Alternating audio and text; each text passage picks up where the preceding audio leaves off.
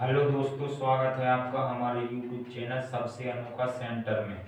हम लोग अध्याय 7 के उदाहरणों को हल कर रहे थे और इस वीडियो में हम उदाहरण 6 को हल करेंगे। देखिएगा हमारा उदाहरण क्या है। एक समद्विबाहु त्रिभुज ABC जिसमें AB बराबर AC है। ठीक है, हमें क्या वो लगाया है कि एक हमारे पास ABC त्रिभुज है जो कैसा त्रिभुज है, समद्विबाहु है। ठीक है, और हम लोग जानते हैं समद्विबाहु त्रिभुज में दो भुजा बराबर होती हैं। तो यहाँ पर हमें कौन सी भुजा बराबर दे रखी हैं, AB बराबर AC, यानी AB और AC ये दो भुजाएं हमें बराबर दे रखी हैं इस त्रिभुज में। अब आगे देखिएगा, आगे कह रहा है कि भुजा BC पर दो बिंदु D और E इस प्रकार स्थित हैं कि BE बराबर CD। जो ABC त्रिभुज है इसकी भुजा BC पर दो बिंदु E और D इस प्रकार हैं कि BE बराबर CD, यानी जो BE इतनी भुजा है या इतनी दूरी है हमारी, CD इतनी दूरी के बराबर है। ठीक है, चलिएगा अब क्या कह रहा है, दर्शाइए कि AD बराबर AE, AD बराबर AE, यानी इस भुजा को हमें इस भुजा के बराबर में दिखाना है। तो देखिएगा जो हमें पहले प्रश्न में दे रखा है उसे हम लिख लेते हैं और फिर उसके बाद में हम हल करेंगे। तो हमें दिया क्या गया है, हेडिंग डालते हैं दिया और दिया में लिख लेते हैं। हमें दिया गया है त्रिभुज ABC में, लिखेंगे त्रिभुज ABC में हमें AB बराबर AC दिया गया है, AB बराबर AC, तथा और क्या दिया गया है, तथा दिया गया है BE बराबर CD, BE बराबर CD। ठीक है, दो चीजें दे रखी हैं। अब देखिएगा जो हमें सिद्ध करना है उसे भी लिख लेते हैं, हेडिंग डाल लेते हैं सिद्ध करना, सिद्ध करना। अब देखिएगा हमें सिद्ध करना है AD बराबर AE, तो लिख लेते हैं AD बराबर AE।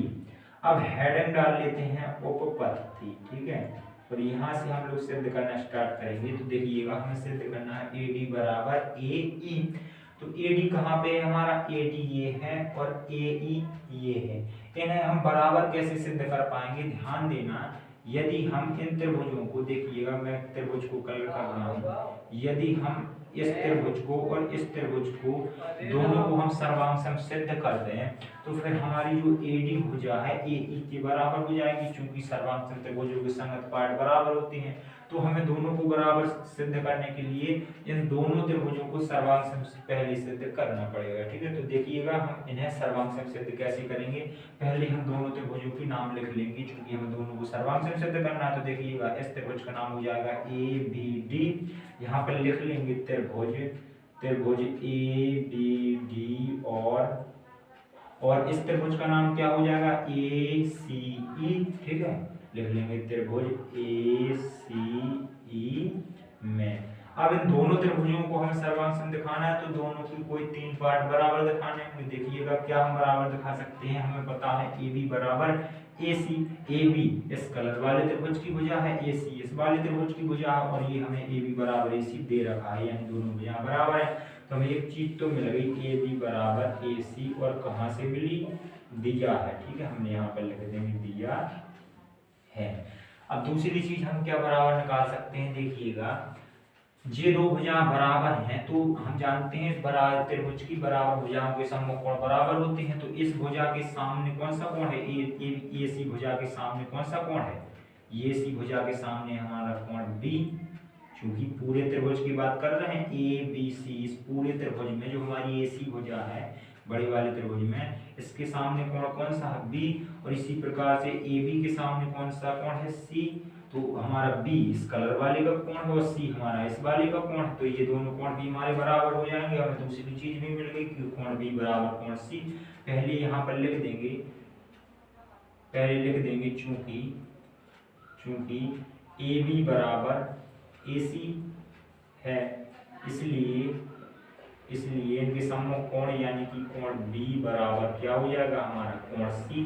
ठीक है, हमें दूसरी चीज भी मिल गई। अब देखिएगा हम तीसरा क्या दिखा सकते हैं, तीसरी चीज हमें दे रखी है BE बराबर CD, हमें दे रखा है। ठीक है, जो हमारी BE है ये CD के बराबर है, ये चीज हमें दे रखी है। ठीक है, तो यहाँ से हम क्या निकालेंगे, हम निकालेंगे BD बराबर EC। ठीक है, चूंकि हम छोटे छोटे त्रिभुजों को सर्वांग से सिद्ध कर रहे हैं इसलिए हमें बी डी का बराबर दिखाना पड़ेगा सी ई के। तो और हमें दिया गया है बी ई बराबर सी डी। तो देखिएगा हम यहाँ से कैसे निकालेंगे, तो पहले जो हमें दिया गया है उसे लिख लेंगे बी ई बराबर सी डी, बी ई बराबर सी डी, यहाँ पर लिख लेंगे दिया है। अब देखिएगा बी ई को हम चित्र से क्या लिख सकते हैं, बी ई इस पूरी भुजा को हम क्या लिख सकते हैं, दो पार्ट में लिख सकते हैं बी डी और प्लस डी ई। तो इसे हम लिख देंगे B D plus D E. चूंकि आप बी डी और डी ई को जोड़िएगा तो आपको बी ई पूरी मिल जाएगी, ठीक है। इसी प्रकार से सी डी को हम क्या लिख सकते हैं, सी डी को हम लिख सकते हैं डी ई और प्लस ई सी। तो यहाँ पर लिख देंगे हम बराबर सी डी की जगह पे डी ई प्लस ई सी। अब देखिएगा डी ई दोनों तरफ है तो ये दोनों कैंसिल हो जाएंगे, बचेगा हमारा क्या, बचेगा हमारा बी डी बराबर ई सी। यानी कि जो हमारी ये त्रिभुज की ये बी डी भुजा है इसकी इसी भुजा के बराबर हो गई। तो देखिएगा हमने तीन चीजें बराबर दिखा दी हैं, एक तो ये रही हमारी, ये कि हमने कोण बराबर दिखाया है, और ये कि हमने शुरू में भुजा बराबर दिखाई। हमने दो भुजा और एक कोण बराबर दिखाया है। इस त्रिभुज की ये दो भुजाएं, इस वाले त्रिभुज की इन दो भुजाओं के और इन दो भुजाओं के बीच का कोण भी, इन दो भुजाओं के बीच के कोण सी के बराबर दिखाया है। तो आप ध्यान दीजिएगा, अब हम लिख देंगे यहाँ पर, पहले हम लिख देंगे त्रिभुज ए बी डी सर्वांग सम त्रिभुज ए सी डी ए सी ई। तो हम लिख देंगे अतः त्रिभुज ए बी डी सर्वांग सम त्रिभुज ए सी ई। और कौन से नियम से ये सर्वांग सम होंगे हैं यहाँ पर लिख देंगे। हमने अभी क्या बताया, अगल बगल के कोण बीच की भुजा हमने बराबर दिखाई है दूसरे त्रिभुज के अगल बगल की भुजाओं और बीच के कोण की, ठीक है। तो यहाँ पर देखिए हमारा बीच में कोण किस नियम में होता है, हमारा होता है एस ए एस। तो हम लिख देंगे एस ए एस सर्वांग समता नियम से हमने दोनों त्रिभुजों को ऐसे सर्वांग समता नियम से सर्वांग सम दिखाया है, ठीक है। अब हमें ए डी बराबर ए ई दिखाना था, यही तो हमें सिद्ध करना था, ए डी बराबर ए ई। तो चूंकि हम इन दोनों त्रिभुजों को सर्वांग सम दिखा चुके हैं इसलिए हम ए डी बराबर ए ई कर देंगे। चूंकि सर्वांग सम त्रिभुजों की संगत पार्ट बराबर होते हैं तो हम यहाँ पर लिख देंगे, इसलिए चूंकि हमने दोनों को सर्वांग सम दिखाया इसलिए हमारी ए डी बराबर हो जाएगी ए ई के, कैसे, सी पी से। और यही चीज तो हमें सिद्ध करनी थी, यहाँ लिख देंगे सी टी का मतलब सर्वांग सम त्रिभुजों की संगत पार्ट बराबर होते हैं। इस प्रकार से ये हमारा उदाहरण 6 कंप्लीट हो जाता है। चलिए मिलते हैं अगली वीडियो में।